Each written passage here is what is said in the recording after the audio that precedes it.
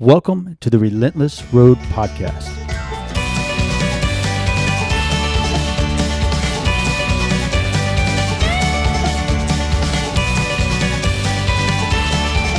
Welcome to episode number 55 of the Relentless Road Podcast. My name is Tim Scribner, joined by the star of the show, Ryan McDonald. Hey.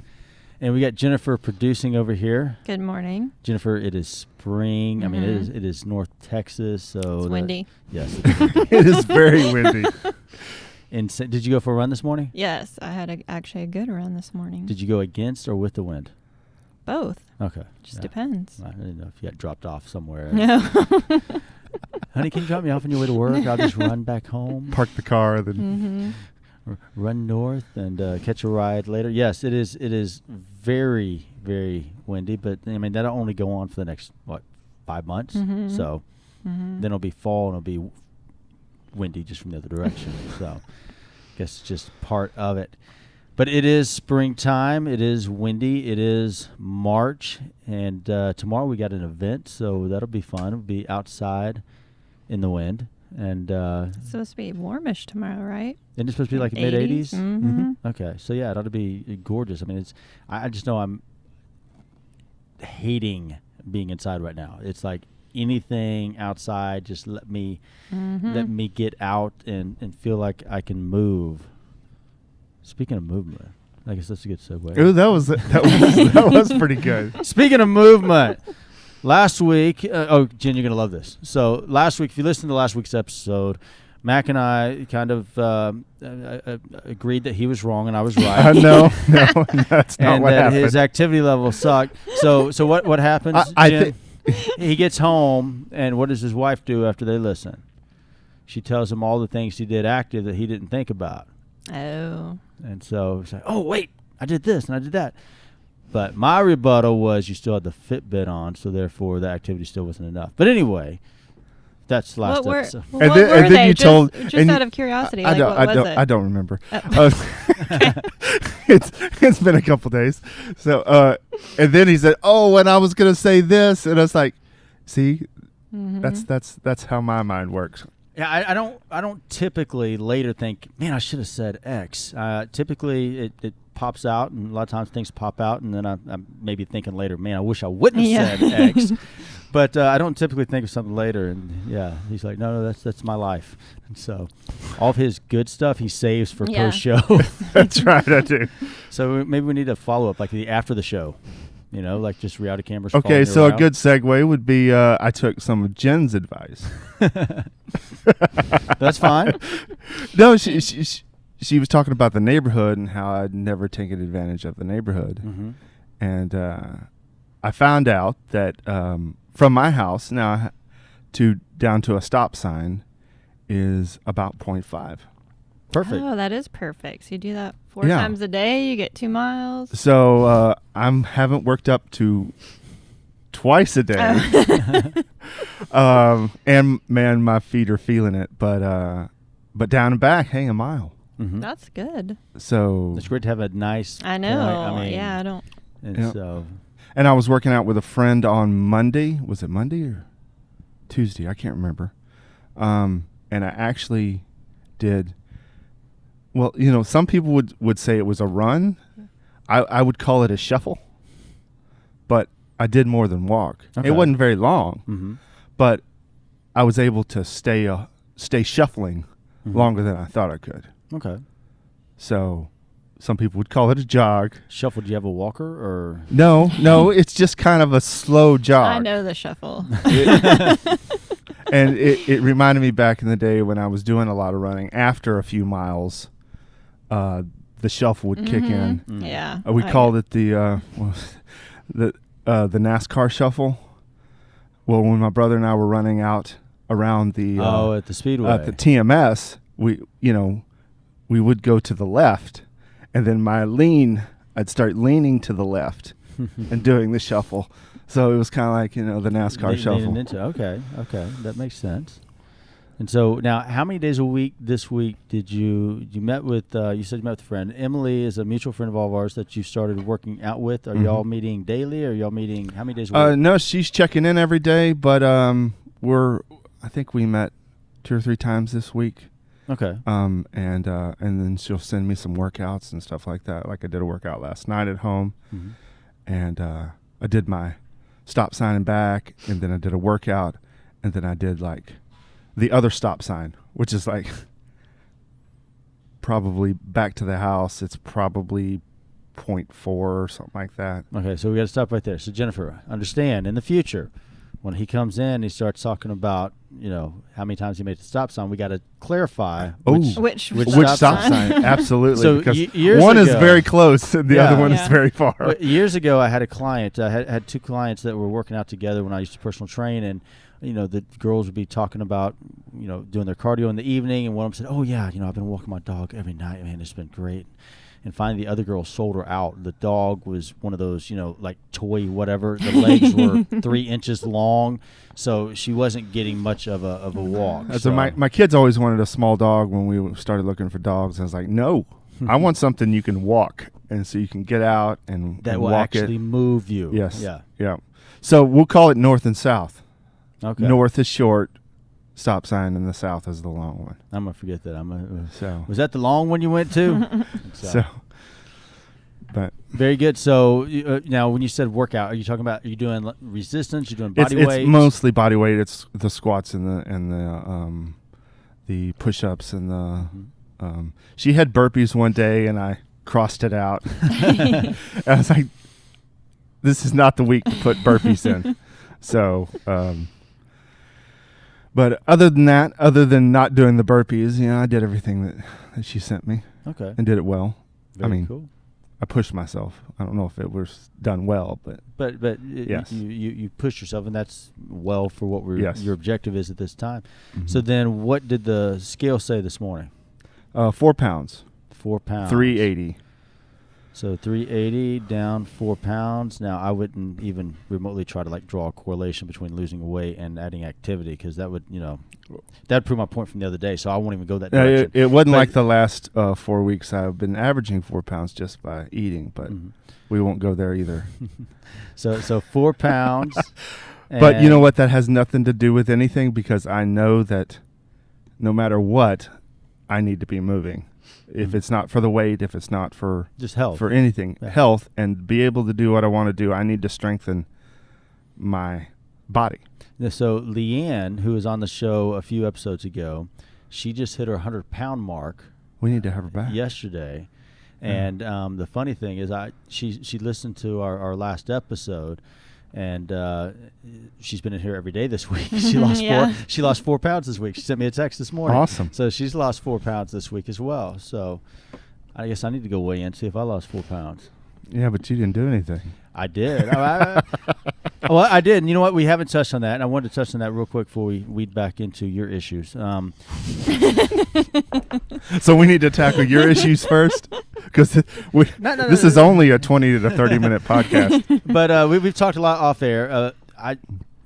About 4 years ago, I started taking Adderall. I'd been diagnosed as ADD, ADHD, whatever, and of course all of you was like, duh, and started taking Adderall. And I remember right off the bat, it was like, this is amazing. Yes, I felt incredible, but I didn't realize the ability I had to be able to focus. Then flash forward to say, was it last January we first started messing with keto and playing with keto, where both of us went on keto, and you were even making comments to me about just my different energy level and ability to focus and everything else while I was on keto. And during that time, I didn't hardly take my medication. I didn't hardly drink coffee. I just didn't have the need or want, whereas I was using caffeine like crazy. So then when I quit doing the keto, I quickly spiraled back into stacking my coffee just right with my medication to hit the good burst. There's a couple other things in there. Okay, there might be some chewing tobacco and some nicotine in there. And then in the afternoons, when I'd be hitting my little mid-afternoon swoon, I would be stacking my Spark. There it is. With the Adderall as well. And once again, it was all about timing. I finally figured out where if I timed it just right, man, boom, I felt great. Now, I didn't early on, the first couple of years I was using Adderall, I didn't use it on the weekends. It's like, okay, I'm not trying to focus, so I didn't want to be using it a lot. Then I found pretty quick that I didn't feel right. I didn't have enough energy. So I started taking it on the weekends. And so about a month ago, I was like, you know what? Enough of this. I preached to everybody else, particularly, the best and direct analogy, I guess, is folks who have type 2 diabetes. It can be controlled with diet and exercise. And by and large, it's, the idea, the narrative is, if diet and exercise don't work, take this pill, take this shot, take whatever. Well, it doesn't work when you don't do it. And so I know that I can control my ADD with a few techniques on focusing, a little bit of meditation, my cold showers, breathing techniques, stuff like that, help me zone in, but also with my diet. Exercise wasn't a problem because I'm active every day and I do bouts of stuff. So I would even time it for that. So I wouldn't have to take it to a certain time if I had a morning workout. If I had an afternoon workout, well, then I'd have to take it earlier in the morning. So that first week of completely off it, I just felt like crap. And Mac, you saw me. We had a small event that weekend, and I was dragging. But you were. I wanted to go in a corner and literally just curl up. It wasn't that I felt like nauseous or sick. I don't know how to describe it. It was exhausted, but it was a mental exhaustion as well. Just literally where you want to ball up. So then the second week, all of a sudden, I'm telling you guys, I'm feeling awesome. I'm feeling like myself for the first time in forever. I didn't realize how high strung I was all the time. And it was just keeping me at a different pitch. So now he's going to accuse me of having it last week. So on the last episode, this is what we deal with. Yeah. For many years, the roller coaster that is. So then, second week I'm feeling euphoric. Third week I'm feeling great, but I'm realizing my focus sucks. I can't hone in. Make phone calls. Just put anything off I can. Let me do this here and not do that. So this week I've jumped back on no sugar, no grains, cut all that out. A little bit difference in my energy level. And you mentioned before us on the show that I'm probably running about 60% today. However, mentally I feel invigorated. Whereas physically I'm exhausted from the week of work and then my body adjusting to everything. So it'll be interesting to see. So what's the plan right now going forward? What are you? The plan is to stick with no sugar, no grains through up to Easter. Okay. Because I'm going to eat the hell out of my kids' Easter candy. All right. I know that.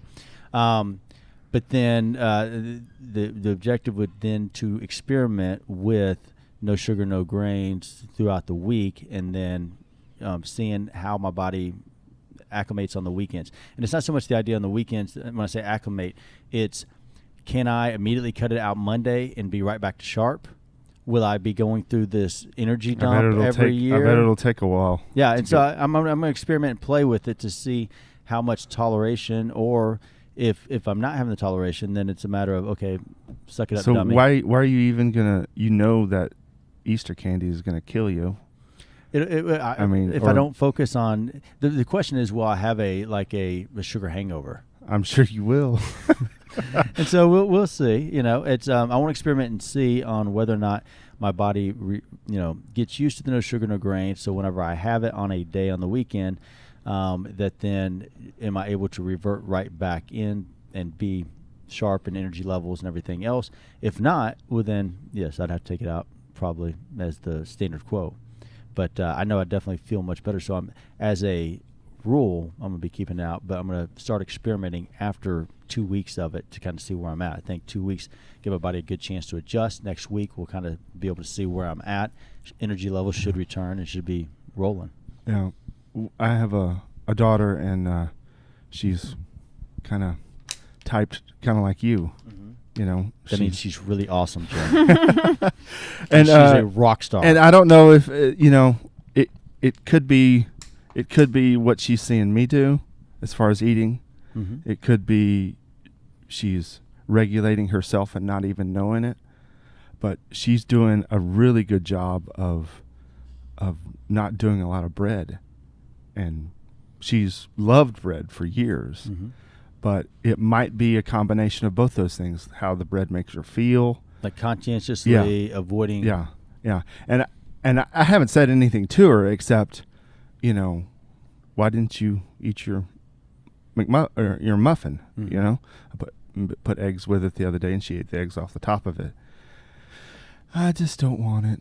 Yeah, I don't know if she's looking at me without just the noticing what you're doing and emulating it, or she's just kind of self-regulating herself because she knows that it's that sugar high, and then it's back down. No, and that'd be very interesting to see how that plays out. That did make me think of something though. About a year ago, I think, Jen, we discussed the dietary habits of your family, how you kind of prepare your stuff, then you kind of prepare the kids up. I mean, your kids are older than what he's talking about with his daughter there, but is there any emulation in your household with the fact that you eat a whole lot better than the rest of us on a consistent basis? Are you still just and the thing that sucks too is well, Tony eats like me pretty close now, but Elena has tummy issues, which she's had her whole life. She's always complaining that her stomach hurts. I'm like, well, just stop eating grains. She probably has some kind of like gluten sensitivity, and she'll try for like half a day, and then, but I don't know. Okay, so I don't know how to just she's 13. How do you say, no, you're not going to have any grains? I grew up Southern Baptist. I'll tell you how to do that. So it's no. It's just the way it works. Pretty simple. Yeah, well, it'd be interesting to see if you can get encouraged to experiment with that for a little while to see how it does play out. And she's always like, okay, yeah, I'll try, but it's just. Or does she need like a doctor or somebody to say it to her? How would she respond? I mean, because you're just mom, right? And mom don't count. I don't know. Mom don't know anything, and so okay, well, and then your son, he just eats whatever he wants, and can't get anything to stick anyway. Right? So. I mean, yeah, whatever. He's his favorite thing is a peanut butter sandwich. So yeah, he loves it. Whatever. So now, peanut butter only, no jelly. Yeah, no peanut honey? butter only. And for the longest time, it was just one piece of bread that he would just fold in half. Well, it's like a peanut butter taco. Dude, you could really stand to eat like 3 peanut butter full 6 slices of bread, peanut butter sandwiches. Throw a steak in the middle of it. Yeah. Let's see if this sticks. And so, no, yeah, definitely keep us posted. I think that'd be interesting to see if she was able to play with that, and then definitely Mac with your daughter on the idea of. Because she's almost too young to really ask enough questions without seeding answers in there. But it'd be interesting to see. What would be interesting to find out is if there's a way to find out from her teachers if they notice a difference on certain days based upon, especially if you know what she's. Maybe if you prepared certain meals for breakfast and certain things that she takes with her, where you kind of have a control on knowing those days she didn't have the excess grains or carbs. And then and that's a good example too. As the boys fix their sandwiches for the lunches, she's always the one going, like my wife Jess, she ran to Chick-fil-A the other day and bought a bunch of Chick-fil-A packets. And Libby's always the first one to grab the chicken breast and cut it up and put it in her lunch instead of making a sandwich. Okay, and so the boys kind of make a sandwich, and then they kind of she's. Yeah, it'd be interesting to see if on the days she's doing that, if there's a difference that maybe her teachers or anybody else have noticed. And that's a good cheat right there. If you have problems getting your kids to eat something, just put some Chick-fil-A sauce on it. That was a hack right there for you. Except isn't it full of sugar? It is a little bit. It's got some crap in it, but it's better than that's what I was gonna say. It could be better than. It's better whatever. than. Oh no, yeah, it's definitely a step in the right direction. Now, Mackie, this was week 2 of Fitbit. Yes. Okay. Now I know the other day when you pulled out your Fitbit stuff and then Jen pulled hers out, it created a big issue, and you guys were yelling and screaming at each other the whole show, and y'all had issues of it. But do you have this week's numbers on week 2 of Fitbit? Yes, week 2 of Fitbit. Okay, so we only have a few days. We have Monday, Tuesday, Wednesday, Thursday. Of course, today's Friday. So let's see. Monday was 10,075. All right. Tuesday, 9,549. Wednesday, 10,175.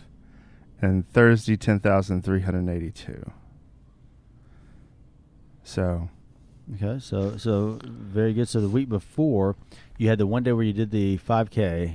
That was 12. The hike, that was 12, and then the rest of the time you didn't come close to these numbers. No. And so the 95 was on Tuesday. You weren't able to. You didn't have to stand there. That was QAH.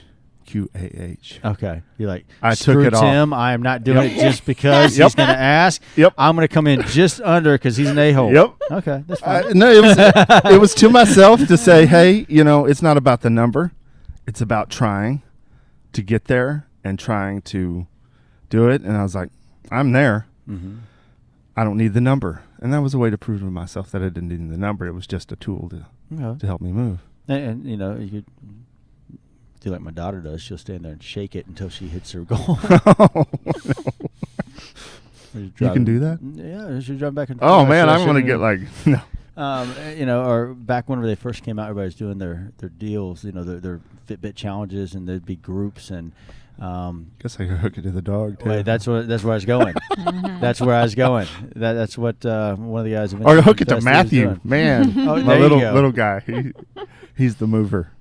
There you go. As soon as he gets out of school, hey, dude, I need about 4,000 more steps. 5 minutes later, what? Ding. Hey, another cool thing is I haven't made one of these walks by myself. Okay, so like family, kids, what? It's been kids, and of course, they've been on bicycles and skateboards and. What about the teenager? And no. Okay. Yeah. He does get pretty good steps with the dog, but he's not going on the family He's outing. normally playing with friends when I'm doing this. So okay, very cool. Now it is the weekend coming up. You guys got any big plans? I got like a men's thing at church on Saturday. Why are y'all excluding women? Because they have their own thing. Oh, okay. But no big plans. No big plans. And Jim, I know you got Texas Grit, but what kind of fun do you have after that? Y'all doing any hikes? I mean, you enjoy being out in spring? No, tomorrow. No, I have to work all morning. Well, you've got the rest of the day, Saturday and Sunday. No. Well, Vincent has tennis tomorrow, so no exciting. I don't know. We don't really do. I just run now. Okay, so y'all haven't been. Doesn't do anything. See, that's how you do it, though. You say, I'm my own woman. I ain't throwing him under the bus. I ain't going to let somebody else hold me back. So if he's not going to go hiking with me, screw him. I'll get my run in. Yeah. He would probably want to. I don't know. I just started running instead, and now we're not walking anymore. So. Are y'all communicating? Yeah. Are you sure? I mean, do we need to explore this a little more? Well, we hope today that we've inspired you. We hope that you can take a little solace in some of Mac and Jennifer's issues here. If you'd like to follow Mac's story a little more closely, you can find him on Relentless Road on Facebook. You can find us on iTunes, Relentless Road, and on YouTube, Relentless Road. Please give us some feedback, share this, and we hope today that we've inspired you as you continue to inspire us.